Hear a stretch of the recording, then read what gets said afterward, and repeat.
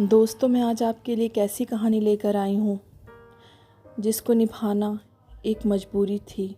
एक ऐसा रिश्ता जिसको वर्षा ने खुद निभाया।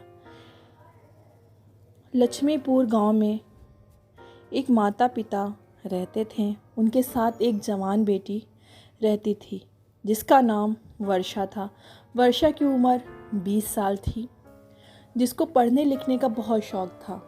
उसके माता पिता दूसरों के घर में काम करके उसका ग्रेजुएशन कंप्लीट करवा रहे थे। ग्रेजुएशन का उसका आखिरी साल था। माता पिता सब्ज़ी बेचते थे और दूसरों के घर में झाड़ू बर्तन भी करते थे।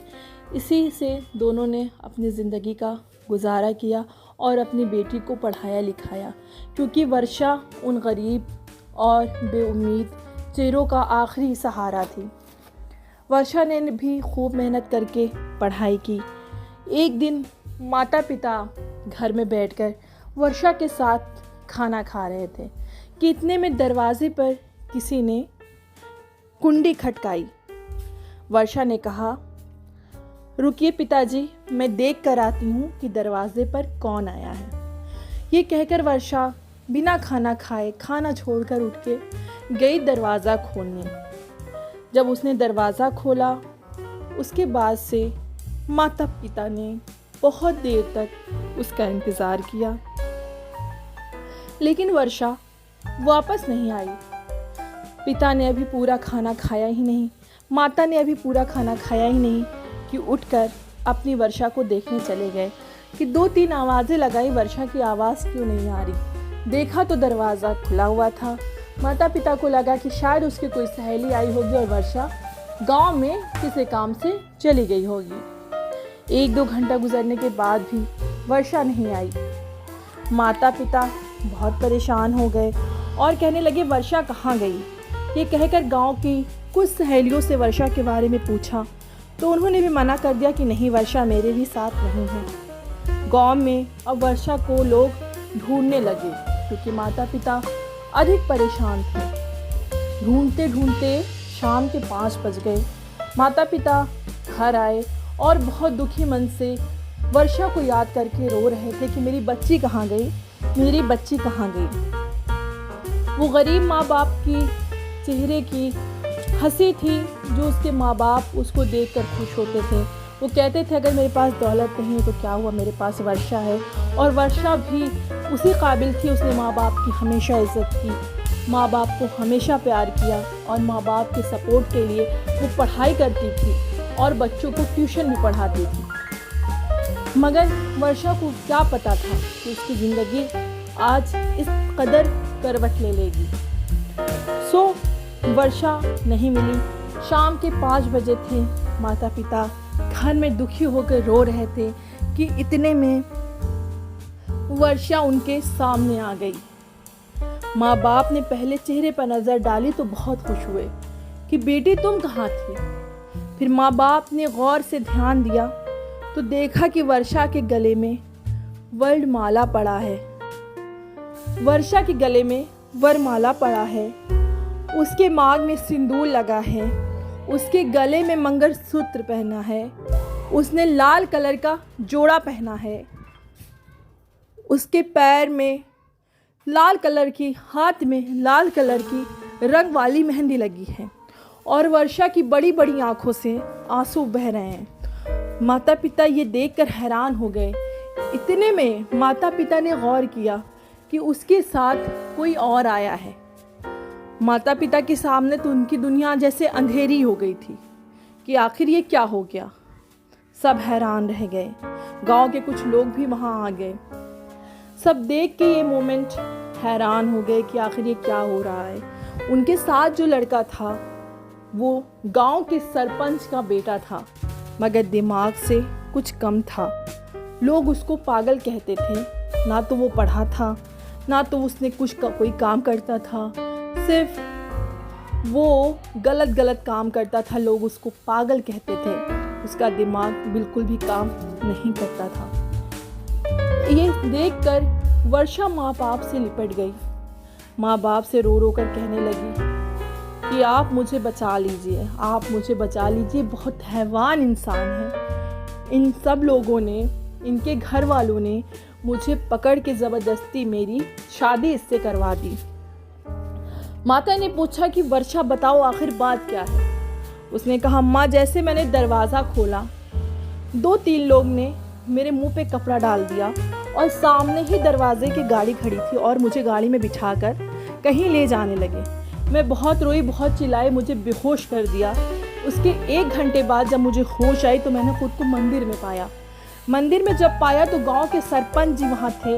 मैंने हाथ जोड़ जोड़ कर उनसे कहा कि आप मुझे जाने दें, मेरे घर में मेरे माँ बाप मेरा इंतज़ार कर रहे हैं, मुझे जाने दें, मुझे जाने दें। मगर वो नहीं माने और उन्होंने कहा, मेरे पास दुनिया के सारों ऐशो आराम है, तुम मेरे इस बेटे से शादी कर लो। मैंने बहुत मना किया और ज़बरदस्ती मेरी शादी इनके साथ कर दी गई। अब पिता भी हैरान, माता भी हैरान, दोनों के दिल पे न जाने क्या गुजर रही थी। अब पिता ने अपनी बेटी का हाथ थामा और सरपंच के साथ घर चले, गांव के कुछ लोगों को इकट्ठा करके। जब सरपंच का घर आया तो हैरानी से सरपंच के लोगों ने ये मंजर देखा कि गांव के कुछ लोग हाथ में डंडे लिए उनके पास आए और कहा कि मैं गरीब हूँ तो क्या हुआ, आप अमीर हैं तो आप कुछ भी करें, आपने एक लड़की की ज़िंदगी बर्बाद कर दी। ये देखकर सरपंच के नौकरों ने उन लोगों को पकड़ लिया। सरपंच के लोगों ने उन लोगों को पकड़ लिया तो वर्षा के पिता ने हाथ जोड़े और कहा, देखिए मैं आपसे कोई लड़ाई झगड़ा करने नहीं आया हूँ, बस इतना पूछने आया हूँ कि आपने मेरी बेटी की ज़िंदगी क्यों बर्बाद कर दी। क्या गरीब लोगों को जीने का कोई हक नहीं है? ये कहकर वर्षा के पिता ज़ोर ज़ोर से रोने लगे। सरपंच करीब आया और कहने लगा कि क्या तुमको तुम्हारी बेटी के लिए इससे अच्छा रिश्ता मिल सकता है?